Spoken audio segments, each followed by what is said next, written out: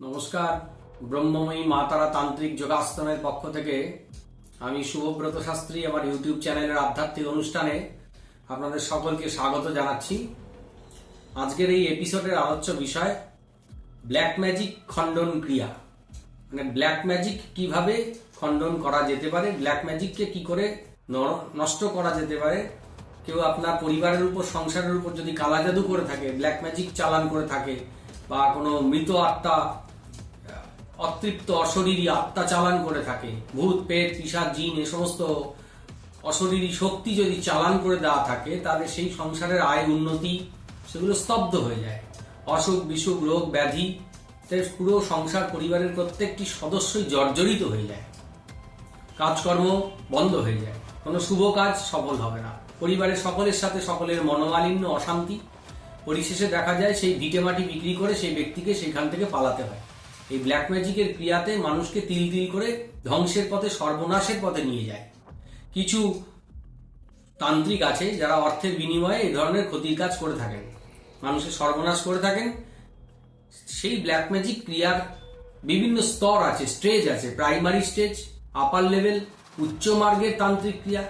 উচ্চ মার্গের তান্ত্রিক ক্রিয়া কাটাতে গেলে আপনাকে কোনো ভালো তান্ত্রিকের পরামর্শ নিতে হবে, কোনো স্পেশালিস্ট তান্ত্রিকের কাছে যেতে হবে, যারা এই সমস্ত বিদ্যা কাটাতে এক্সপার্ট, তাদের কাছে যেতে হবে।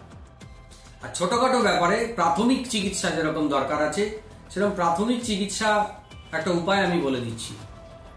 যদি আপনার পরিবারে ব্ল্যাক ম্যাজিক বা কালা জাদু করা থাকে, আপনার সন্দেহ হচ্ছে পরিবারের সদস্যদের মধ্যে অশান্তি হচ্ছে, রোগ ব্যাধি লেগে আছে, বিপদ ফাড়া লেগে আছে, অসুখ বিসুখ লেগে আছে, কাজকর্ম রোজগার বসে গেছে, আয় উন্নতি বসে গেছে, রানিং ব্যবসার ক্ষতি হচ্ছে, এই ধরনের যদি দিনের পর দিন কোনো খারাপ লক্ষণ দেখতে পারেন, তখন বুঝবেন যে আপনাকে শত্রু ব্ল্যাক ম্যাজিক ক্রিয়া করেছে, তান্ত্রিক দ্বারা আপনার ক্ষতি করেছে, আপনার পরিবারের, আপনার সংসারের সর্বনাশ করছে।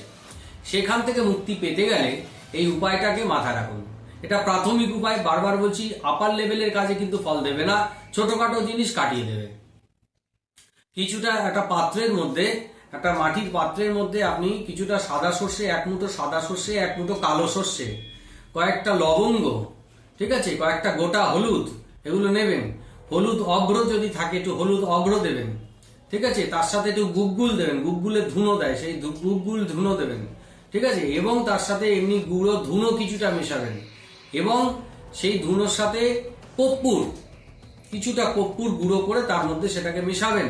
সেটাকে মিশিয়ে আপনি ধুনুচির মধ্যে শনি মঙ্গলবার সন্ধ্যাবেলা বা রাত্রিবেলা সেটা আপনি আপনার বাড়িতে জ্বালাবেন, এবং সেই ধোঁয়াটা পরিবারের ঘরের পুরো চারিদিকে ছড়িয়ে দেবেন। এটা করলে ব্ল্যাক ম্যাজিক বা নেগেটিভ এনার্জি অনেকটা দূরীভূত হবে, বাস্তু পরিবেশ ঘর শোধন হবে, সংসারে সুখ শান্তি ফিরবে, রোগ ব্যাধি থেকেও উপকার পাবেন, নজর দোষ, কুনজর, কুশক্তি, কুদৃষ্টির হাত থেকে অনেক অংশে রক্ষা পাবেন। এই উপায়টা যদি ঠিক মতো পালন করতে পারেন, এর সাথে পুজো পাঠ, নিয়মিত ঈশ্বর মন্ত্রপাঠ, হনুমান চালিসা পাঠ, এগুলো করলে উপকার পাওয়া যায়। নরসিংহদেবের পুজো করলেও কালা জাদু ব্ল্যাক ম্যাজিক বিনষ্ট হয়ে যায়। হনুমানজির ঠিক মতন পুজো করলে কালা জাদু ব্ল্যাক ম্যাজিক বিনষ্ট হয়ে যায়। রামের পুজো করলে কালা জাদু ব্ল্যাক ম্যাজিক বিনষ্ট হয়ে যায়। এই পুজো পাঠের স্তরগুলো আমি পরবর্তীকালে আলোচনায় আসবো। এই ছোট্ট টোটকাটা বললাম, এটাকে পালন করলে অবশ্যই 100% না হলে অনেকটা উপকার পাবেন, অনেকটা কাজ হবে।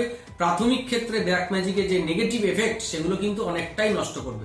শনি মঙ্গলবার উপায়টা করবেন, অমাবস্যা পূর্ণিমা তিথিতে উপায়টা করবেন, শুক্লপক্ষ কৃষ্ণপক্ষের চতুর্দশী, অষ্টমী, নবমী, এই তিথিগুলোকে যদি মেনে এই কাজগুলো করতে পারেন, ভালো ফল পাবেন।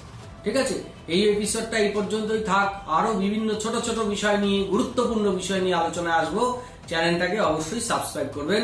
সকলে ভালো থাকুন, সুস্থ থাকুন। জয় মা তারা, জয় জয় তারা।